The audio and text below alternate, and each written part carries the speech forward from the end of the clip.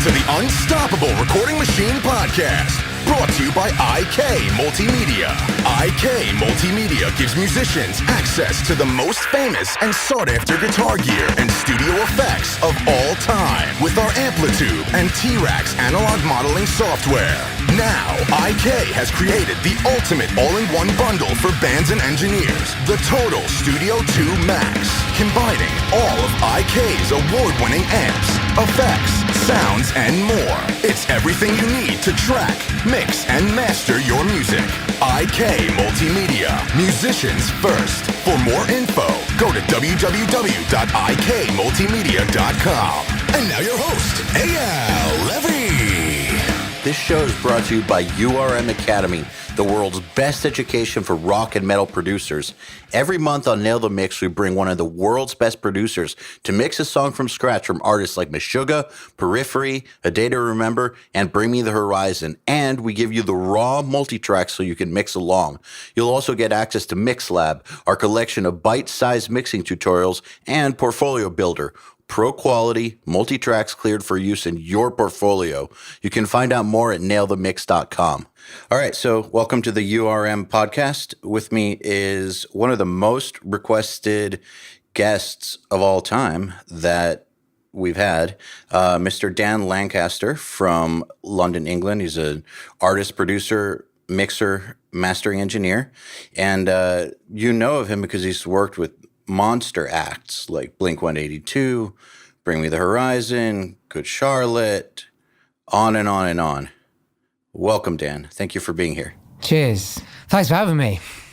When you put it like that, long time coming. It does sound crazy, doesn't it? All those acts.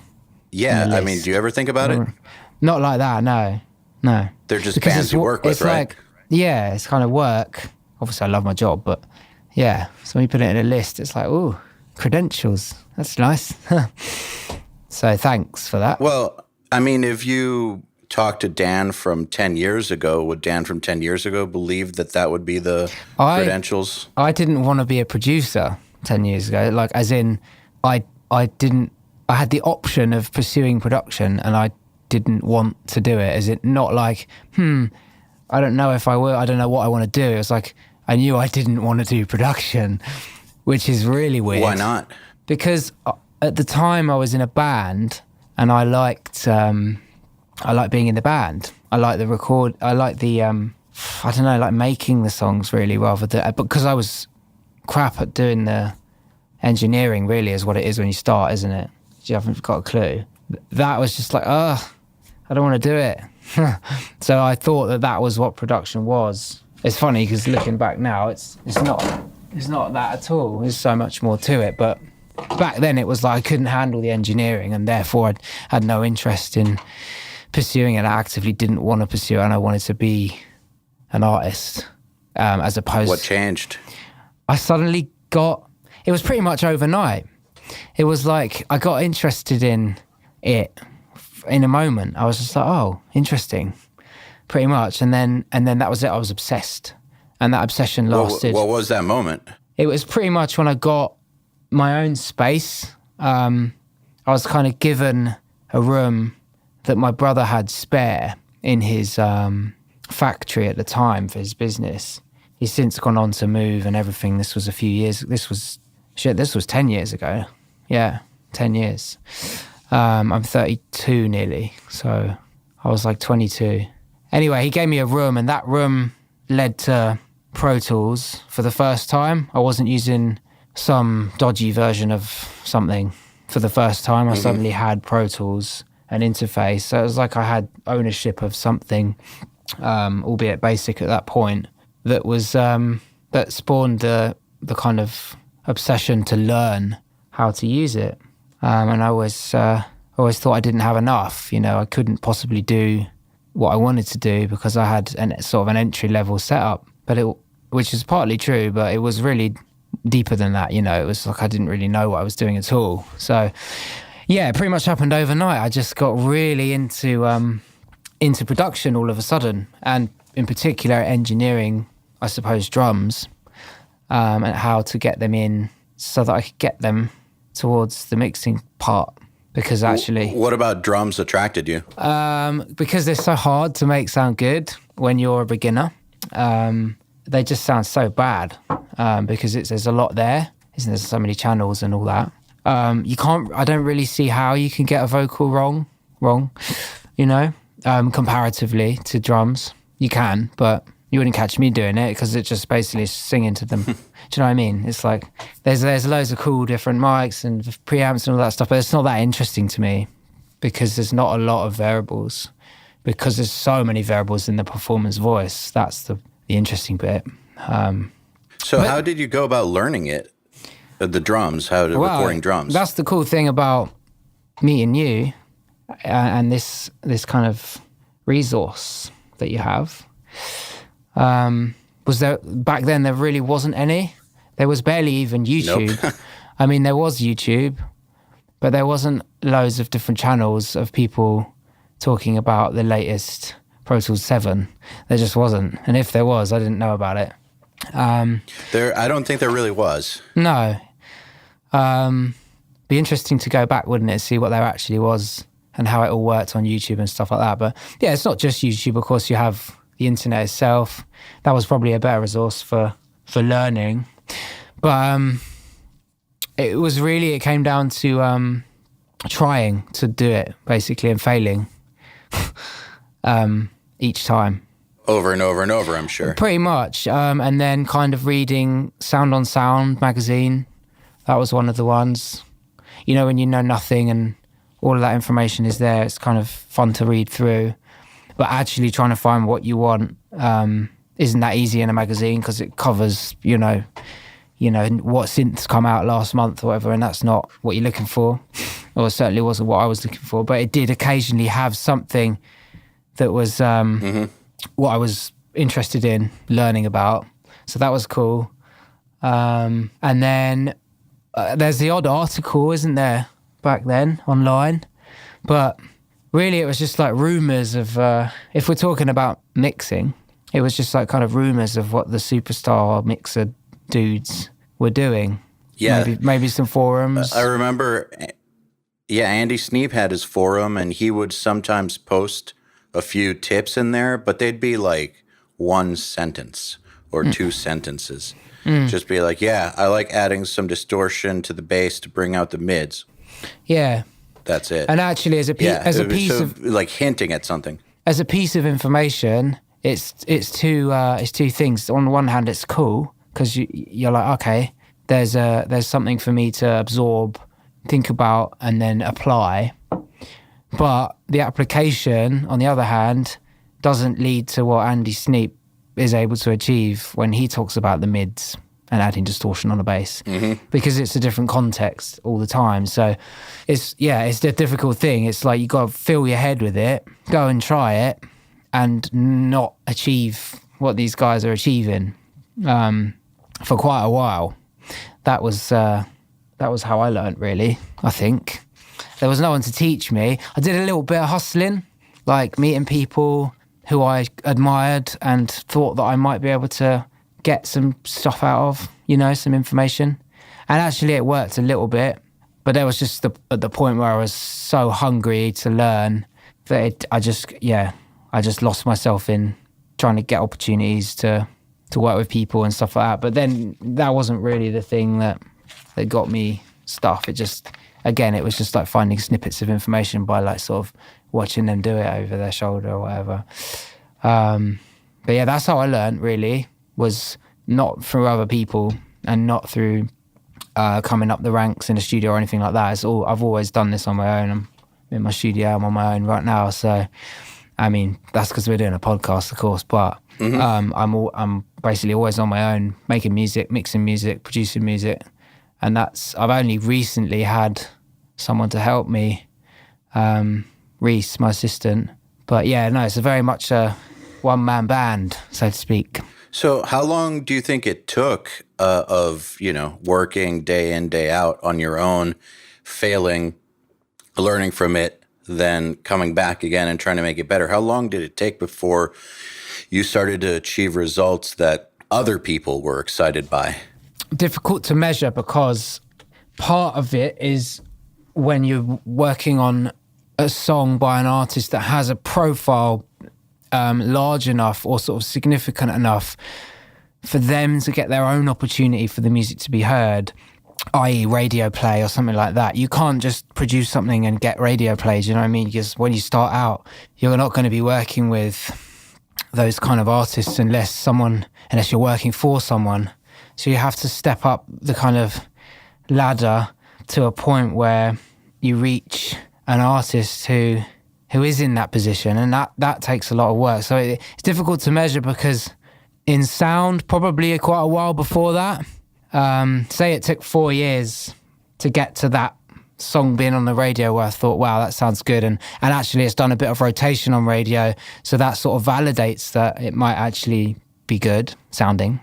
Halfway down those 4 years, there would have been a point where that artist noticed you and what you were doing, they thought it was sounding good.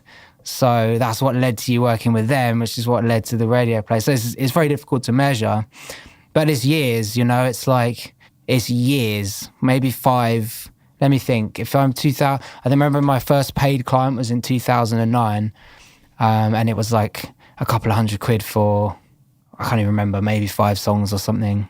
It was like a rock band, like a local rock band or something. And they were really young. They were like 16. I was 22, 16, 17 they were. And that was my first paid client. That was 2009, sort of about maybe 7 or 8 months after I'd had my Pro Tools rig and stuff. And then like one of the ones that sticks out to me is Here We Go by Lower Than Atlantis is one of the first ones. And that was in 2014. So that's 5 years on. That's not to say that it was the first song that I ever got radio on and that I was even trying to get radio in my career. It's not really what you try and shoot for, but it's a good place to start, you know what I mean? It was probably that song where I thought this sounds good, and I still look at it now and it hasn't really changed. My ears changed and my songs that I do now don't sound the same, but it still sounds good to me. And it was good at the time. And then it did certain things. It got a lot of A-list Radio 1 back in 2014 summer, and that was a cool measure of what people thought of the song. Because it came out of nowhere for the band. This A-list. It spent 5 weeks on the A-list or something like that, which was quite an achievement. So that song sticks out for me. So there you go. That's 5 years, isn't it? Did that open you up to a whole new level of clients from that point forward, basically? Not really. Not the actual radio play. More like the records, so the corresponding album that song was from would be something that would be heard by maybe their peers or the label or another label or something like that. More that than the actual radio play itself. But it's certainly it all contributes towards it. What it actually is it's a combination of things, and it's not always how good things sound as well. It's more of a businessy weird A&R stuff going on. But yeah, for sure. So you have worked with some huge acts in the music scene. Did you or do you have a strategy for attracting and maintaining those types of artists as clients, or did it just happen organically for you? You can't really hope to get one of them as a client and actually really directly get that. That's pretty much impossible.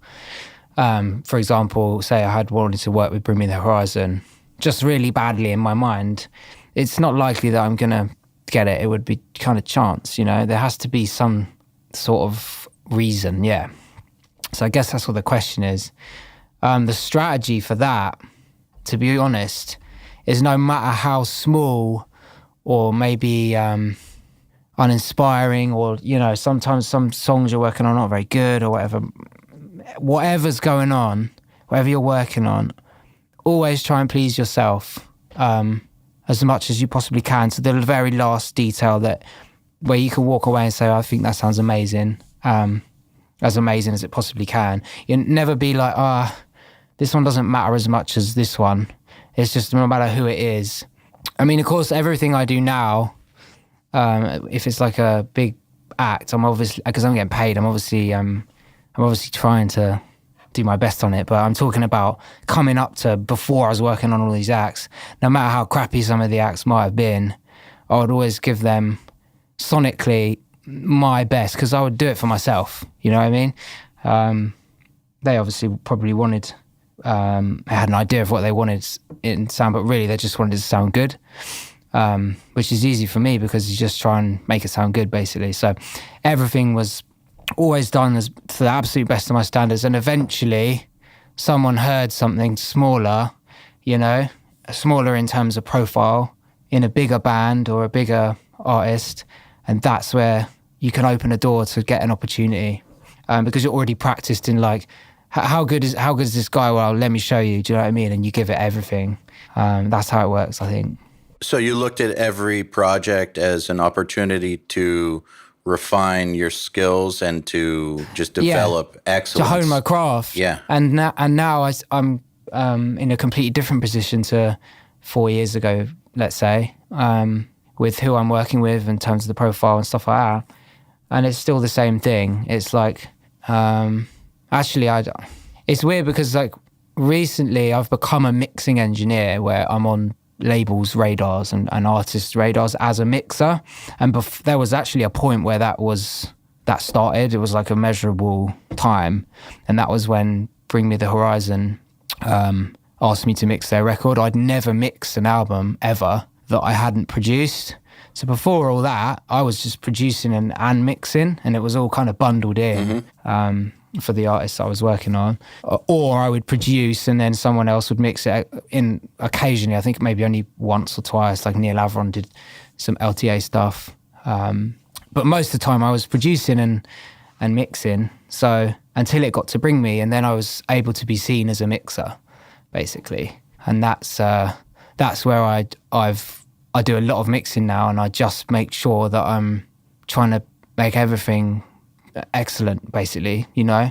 And I was doing that before, and I'm doing it now, and it's always been normal for me. And I think that's what you can just build on that, you know. In an interview I read with you, you talked about how you have to be hungry for what you want because there's always people out there trying to best you. What got you to that mindset? Partly experience. If you just kind of like, I think human nature, if you're working hard, certainly for my personality anyway, if you're working hard for, let's say, a week where you're doing maybe 12-hour, 13-hour days, you know, the long ones, and then you finish what you're doing, obviously you're going to need a rest to reset, but sometimes you don't always have that time to you know, just stop. So you'll be like, well, okay, I finished that 7 days. I needed to do that stuff, but I'm now got to do the next stuff. So day 8 is kind of day 1 again. And actually day 8 can end up being very unproductive because you still just want to not do anything. And that happens all the time if you work a lot, trying to, you know, be successful, I suppose. And if you end up doing that all the time, you can feel it. So you have to balance everything and stay on top of it so that it can be, so you can keep it growing it. You know what I mean? Does that make sense? Yeah, for sure. So did you always make yourself take breaks when you were first starting, or is this something that you figured out over time? This is something that it was just better. As like a more mature professional, I do it now. When I was younger and just kind of throwing all my energy at it, I would. I think that's a mistake, you know, to just keep. You have to. I mean, everything in life is a balance. You have to balance it all. But there is a certain period of years where you really do have to just go crazy if you want to get the results. And I'm still kind of doing that, to be honest, these days. But I just think with more kind of structured breaks and stuff. Well, how often do you have a break, just say in your regular life now? If I'm really absorbed in what I'm doing, it can be like I forget to eat and stuff. So I don't really. My mind is always kind of frantic, and when I'm focus on something, I'm hyper-focused normally if I'm enjoying it.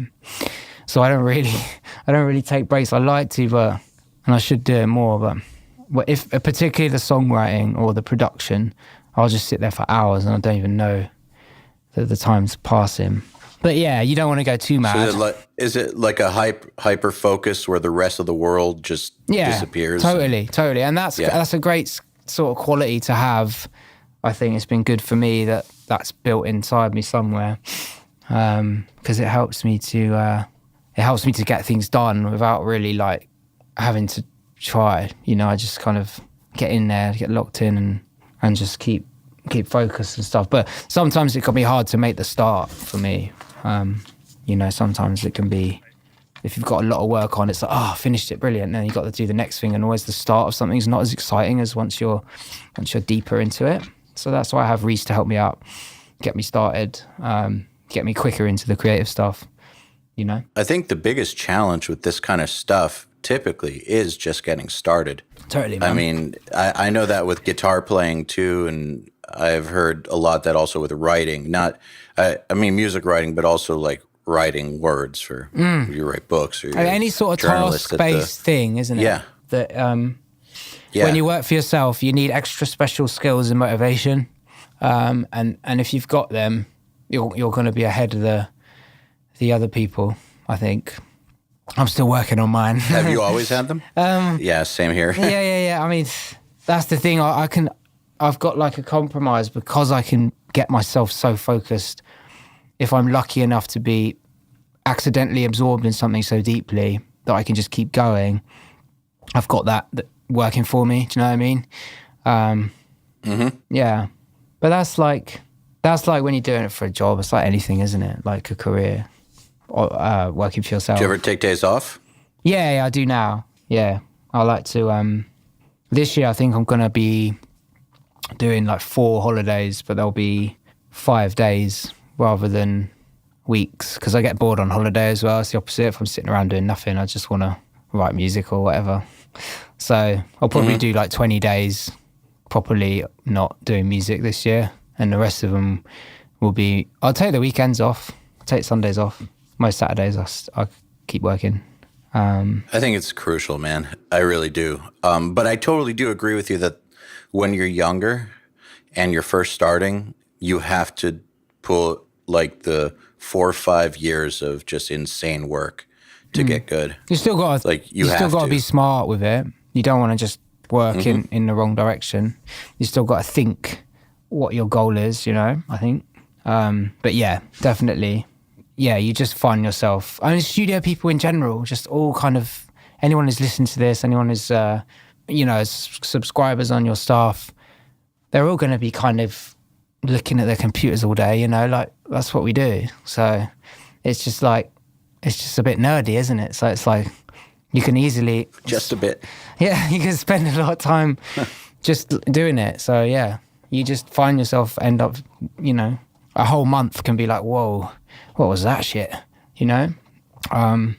Especially if you're in a studio with a band or something like that, which I don't particularly like doing. It's just a little bit too intense for me, but sometimes it's got to be done. But yeah. So do you prefer the fact that you're getting a lot more mixing work now for stuff that you didn't produce? Do you like that better? I feel like it's pretty awesome because it's always the thing, like pretty much from day one, that I set out to be good at. It was the thing that I was the worst at, and I think everyone is when you start, because in a way you can record a drum kit and it sound recorded. Do you know what I mean? It's like, it's the context at the end and getting to the end. So, and that's the mixing. And you can't really be a mixer without being an engineer as well, in my opinion. You have to know what these guys are doing. So you have to kind of learn to do it yourself. It's kind of, yeah. So mixing was the thing that I was always wanting to be the best at. That was the hardest, most interesting, most challenging, and therefore most rewarding part. So now that I'm able to mix records, I feel really lucky. I have to kind of remind myself that, you know, holy shit, I reached my goal, you know, because it took so long to get to that point. one day I was actually walking along and I just kind of realized, I was like, shit, I just mixed whatever, something big. And I was like, that's mental. So, and then I realized I'd hit a point, I'd hit that goal, and it happened after. The realization happened way after like the project or whatever. Because at the time it's like a really, it's work, you gotta get it done. But I love that I'm doing the mixing, yeah. I love that. It's like my favorite bit, but I wouldn't say that I would only want to do that because I actually have the capacity to write songs. I'm a writer as well. So I do some artist stuff as well. And then the production, of course, which half the time the mixing crosses over with, doesn't it? And vice versa. But I wouldn't want to just do mixing because for me, it's like, I like that it's isolated, you're on your own, and you can just like, listen to the speakers and sit there for hours on your own, making it sound cool. It's a really rewarding process to get to the finish line.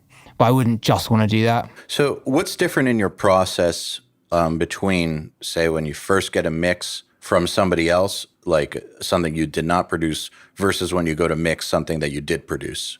I actually mix other people's stuff in a much larger volume these days than I do mix something I've produced. If we're talking numbers of songs, I'd estimate it's probably about 15 songs a year. And that's if I've done an album that I would be producing and mixing myself. So like one album a year, roughly. And then probably, given that albums come in and single songs come in and a couple of songs come in as a mixing job, I'd probably mix maybe 40, 50 songs a year. I don't know, I've never counted. But so I don't really have a set process for the production to mix because I'm just not doing a large volume of it, like I say. But mixing, I've got Reese to help me start, because actually the start is, well, it's basically translating. If it's Pro Tools, then it's less translation, but it's basically translating their work into your space. So I get someone else to do that for me because it's just a killer. It's not the same process, and it can be weird trying to mix the two in because I'll start doing it. I'll be like, well, that needs to be there, that, as per what I'm used to. And then I'll start mixing the snare and start EQing it, and I realise I've still got the whole song in different colours and don't know what the fuck's going on. So yeah, I make someone separate them out for me because it's quite easy. If you're just doing it as a one stage, it's quite easy to just not mix in. What colours should it be? Where should it be? Should it be labelled? What does it look like? What does it sound like? What can I do with it? And that's a cool stage, but I don't like putting them together, of course, and lots of mix engineers don't do that themselves. So, yeah. Hey, everybody. If you're enjoying this podcast, then you should know that it's brought to you by URM Academy. URM Academy's mission is to create the next generation of audio professionals by giving them the inspiration and information to hone their craft and build a career doing what they love. You've probably heard me talk about Nail the Mix before, and if you're a member, you already know how amazing it is. At the beginning of the month, Nail the Mix members get the raw multi-tracks to a new song by artists like Bring Me the Horizon, Gojira, Asking Alexandria, Machine Head, and Papa Roach, among many, many others. Then, at the end of the month, the producer who mixed it comes on and does a live streaming walkthrough of exactly how they mixed the song on the album and takes your questions live on air.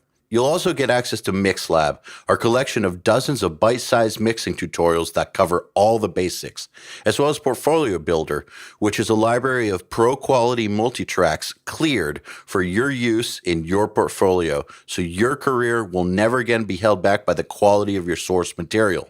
And for those who really want to step up their game, we have another membership tier called URM Enhanced, which includes everything I already told you about and access to our massive library of fast tracks, which are deep, super detailed courses on intermediate and advanced topics like gain staging, mastering, low end, and so forth.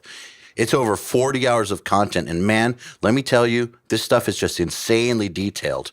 Enhanced members also get access to one-on-one office hour sessions with us and Mix Rescue, which is where we open up one of your mixes on a live video stream, fix it up, and talk you through exactly what we're doing at every step. So if any of that sounds interesting to you, if you're ready to level up your mixing skills and your audio career, head over to urmacademy.com to find out more.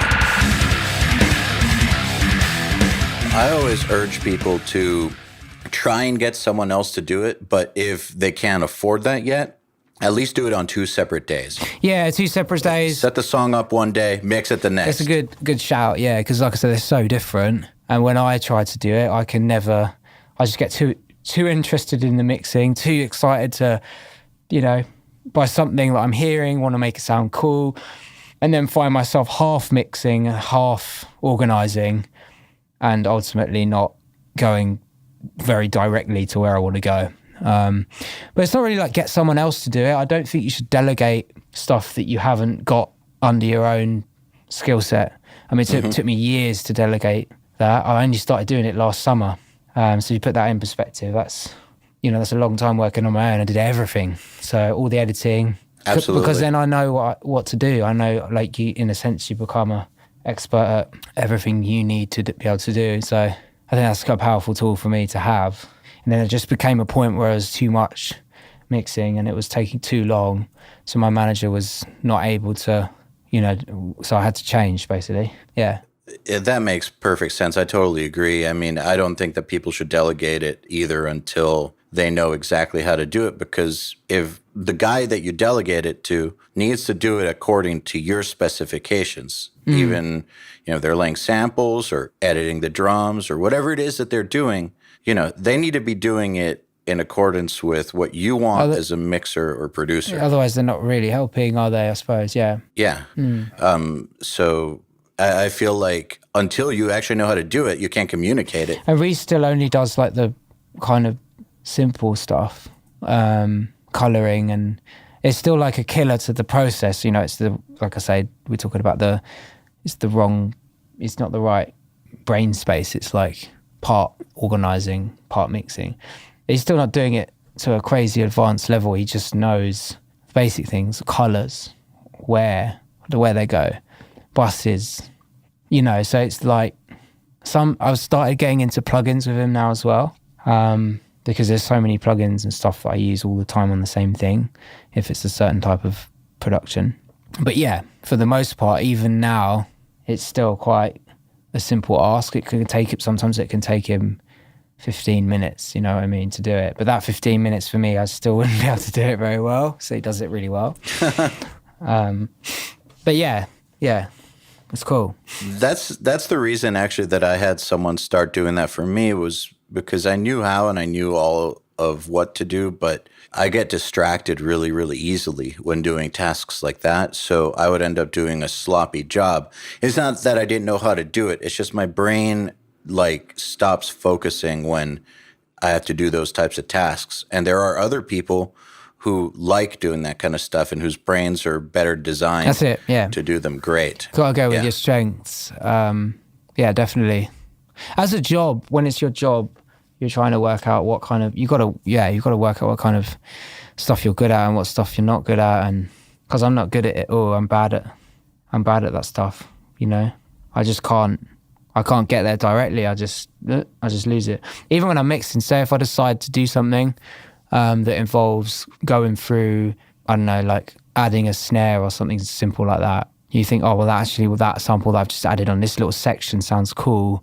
I then need to go through and do it on the whole song, because maybe it's probably easier to just manually bang, bang, bang, I'll get to the last chorus and forget to finish it because something else will be interesting to me. And when I'm mixing, a lot of the time I'm just sort of kind of swimming around the song at the end, just kind of doing things in different places all over the place. So, yeah, it happens when I'm actually doing it, because at that point you wouldn't cut off and say, oh, please, can someone else do this for me? You just do it yourself, don't you? Because you're working on it.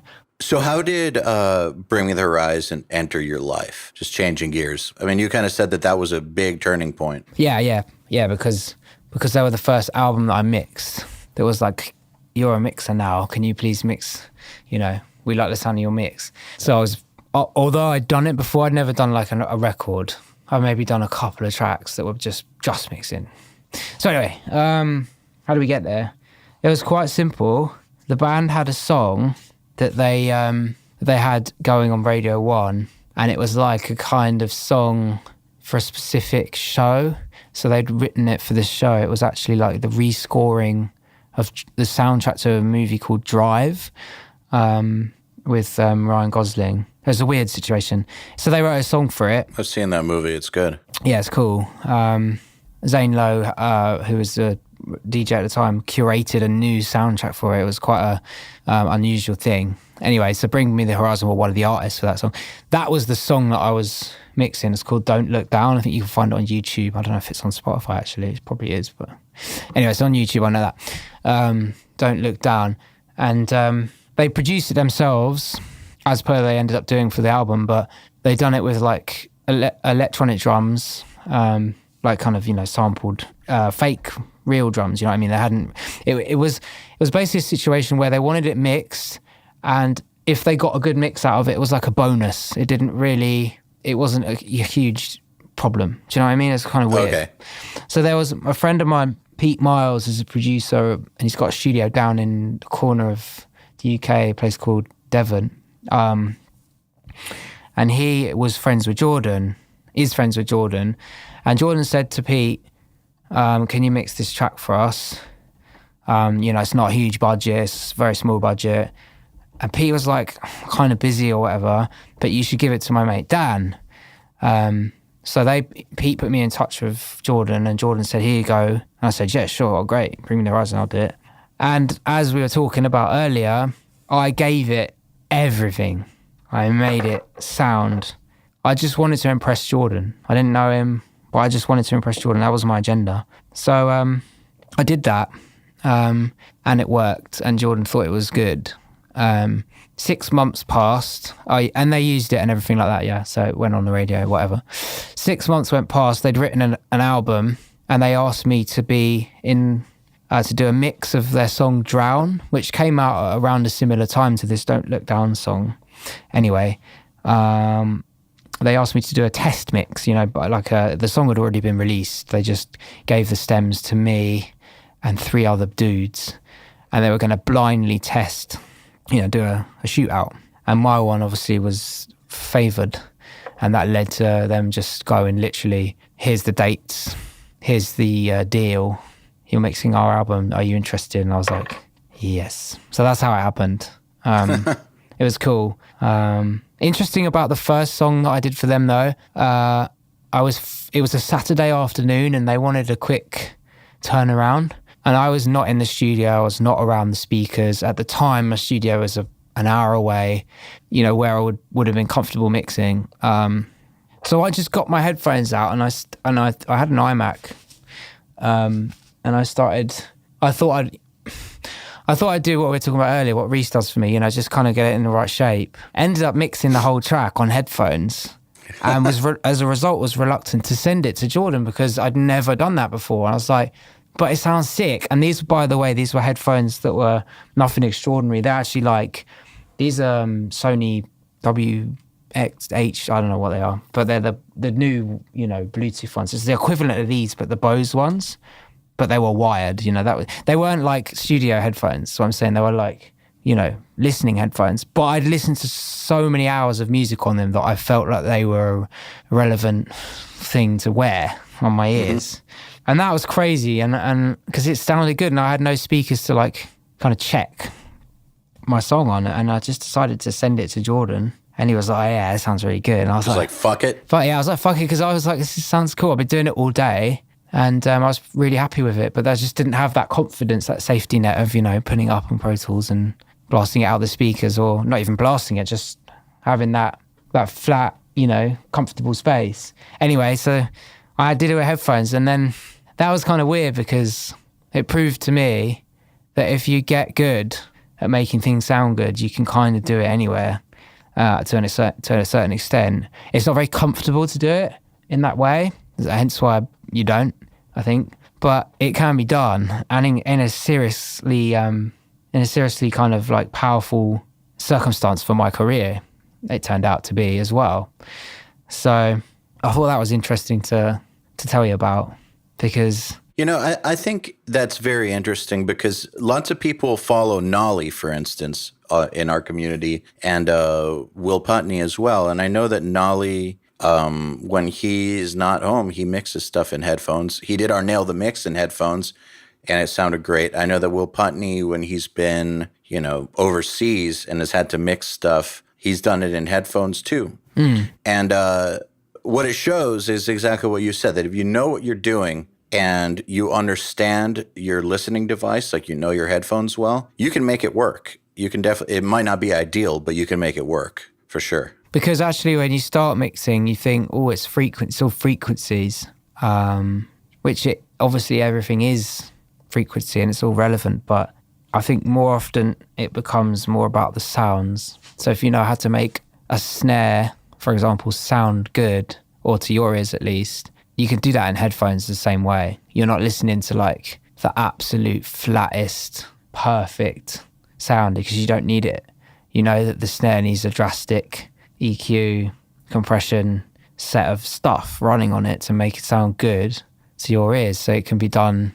You don't need it to be perfect, the speakers, to do that. It's going to sound massively different from zero to when you're finished like mixing the snare. So, well, most of the time anyway. So yeah, you don't always need I'm not one to talk because I've got like barefoot MM27, so I spent like 10 grand on my speakers, but hey, yeah, you do need them, but it's just interesting that you can, you wouldn't pick Bring Me the Horizon, well, I certainly wouldn't at that point in my career, to do a mix on headphones. It made me very uncomfortable, but I did it anyway, and it was kind of cool. Yeah. So how did that lead to bands like Blink-182 and Good Charlotte? Those bands are massive. Because the record was big, the Bring Me record, yeah. My expectation was a little bit different to like the reality of it in terms of what would happen to my name, or certainly like how my name was on or not on the map after that album came out. So I thought it would be like, right, done Bring Me the Horizon, that's it. I have arrived. I'm a massive mix engineer. It's not the case. It's a process, as ever, with everything, of years. And now we're looking at, this September will be 3 years, crikey, since the album came out. And, it hasn't been 3 years is a long time to do some big records in. So, yeah. But that was where it started, man, because there wasn't any other way for anyone to know about me until you get a lucky break. In a way, it was a lucky break, really, because it was definitely that directly led to John Feldman calling me up and saying, hey, can you mix a few songs for me on Blink?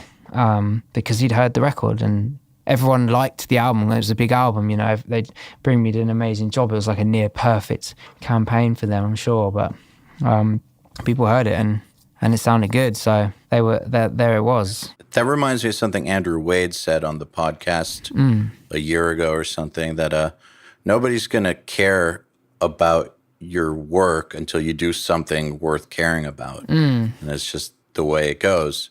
You could be the best mixer in the world, but if you've done no bands that anybody cares about, obviously, it's so obvious, but it's so true. Nobody's going to care in that case. No. The moment you do a project that other people care about and you nail it, that's when things begin. And honestly, I'd been really good at mixing for, on a kind of like, I could compete with whoever level for a couple of years before that. And before that, I was good at mixing and confident mixing, maybe not the best in the world or, totally amazing, although it's all difficult to measure. But, it was exactly until something connects where my career took a turn for the better.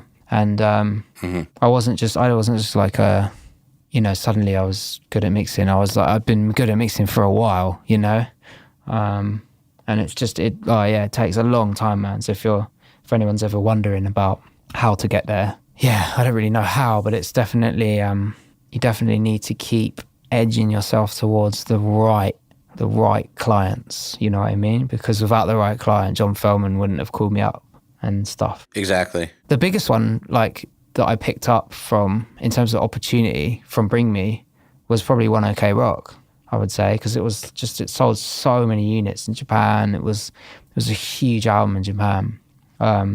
So that was the one that was sick, because now they're kind of still a client, and I love those guys and stuff. So I ended up writing with them as well, and it was all because of Mixing Bring Me. It's crazy. Nice. I love how that works. It really, that is the way it works. There's no real tricks. You just have to do good work until someone notices it and gives you an opportunity to do even better work. So thank you, Jordan. It's Jordan from Bring Me the Horizon. Cheers, mate. Thanks for giving me that chance. Thanks, Jordan. So I've got some questions here from our listeners for you that I'd like to ask you. They were like I said earlier, they were very, very excited that you're here. So that's cool. Here's one from Fab Horn. How do you manage to do this amazing low-end mixture of kick and bass on Here We Go single? Oh, I was talking about Here We Go. We're talking about that. How do I manage it? That's a good question.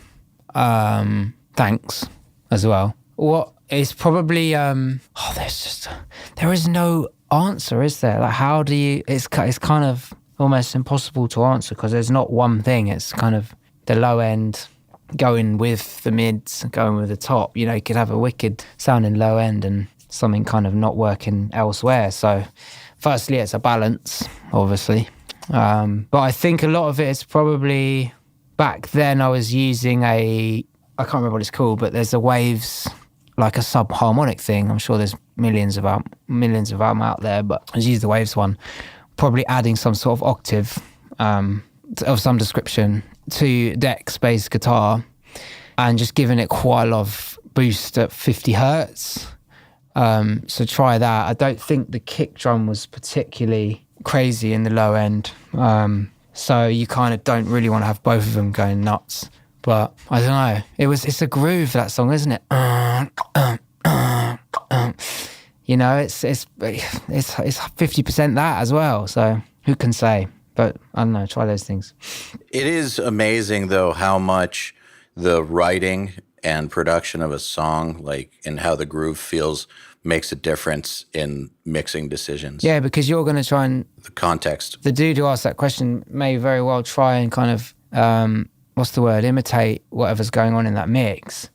But whatever's going on in that mix is a result of what was written musically, so you're not ever going to get it. You want to try and do something on your own for whatever it is your artist is giving you, and then it's hard. It's just not the same frequencies, you know what I mean? It's a little bit more to do with the song, I think. And that's why I think that song sounds good, is because the song is good. I don't know, that's not very helpful to an aspiring mixing engineer, but it is, actually. So here's one from Adam James Brockwell, which is, when and for what reasons did you decide to move into a commercial space as opposed to running a professional home studio? I think that wasn't really to do with anything other than the songwriting world that I'm in.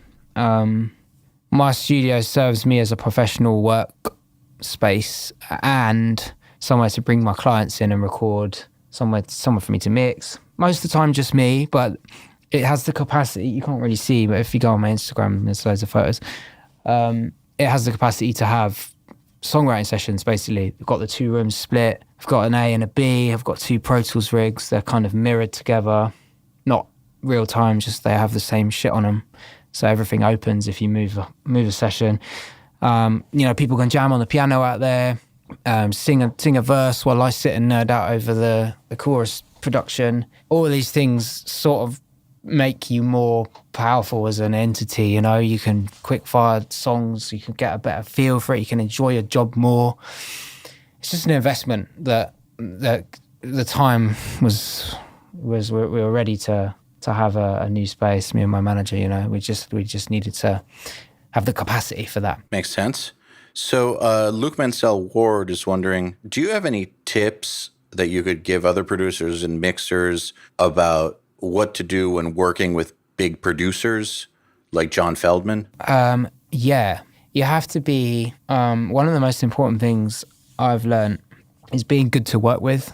How I go about doing that and whether or not I am, I'm not sure, but I like to think that I'm good to work with. I'm reliable, I'm kind of personable, I'm like friendly and all these things, but the most important is that I deliver on time and to a high standard. because the minute you're slow or anything creeps through with your reputation, you're dead. That's it. You're going to lose. So you have to be good to work with, basically. You have to be open-minded. You have to want to learn. Like, those are the main things that I carry with me in my back pocket when I meet someone who might be able to have a good relationship with. Makes sense. Here's one from Charlie Madai. First of all, congratulations on Don Broco's killer new release. And how did you manage to get that huge tone off your guitars, especially those on Lower Than Atlantis or Don Broco? Did you get that from real amps? Oh, that's cool. Depends on what song, but the answer is like mainly confidence, because when you actually break down what I've done, you know, confidence in what you're doing with a guitar sound. Second most important is the song and the part and the kind of arrangement, because you can have a really good sounding tone if you give it space to be good, you know, musically. So make sure make sure it's all working together. Be musical about it.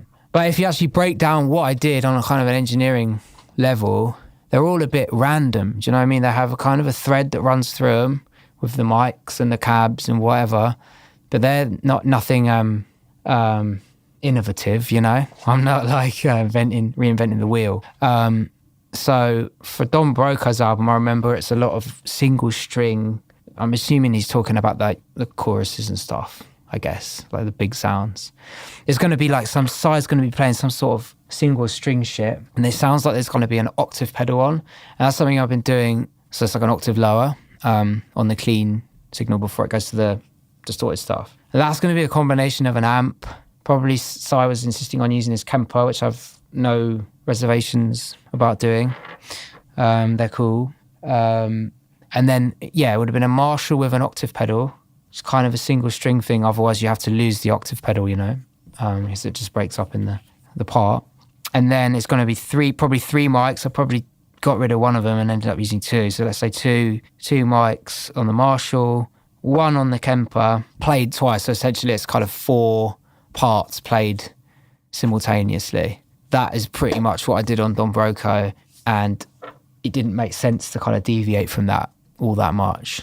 We had some fun with it, but yeah, it's pretty much that from memory. I mean, this was a year ago now, but LTA has a kind of similar thing with octave pedals and stuff, but I think it was more varied in song to song, so it just depends.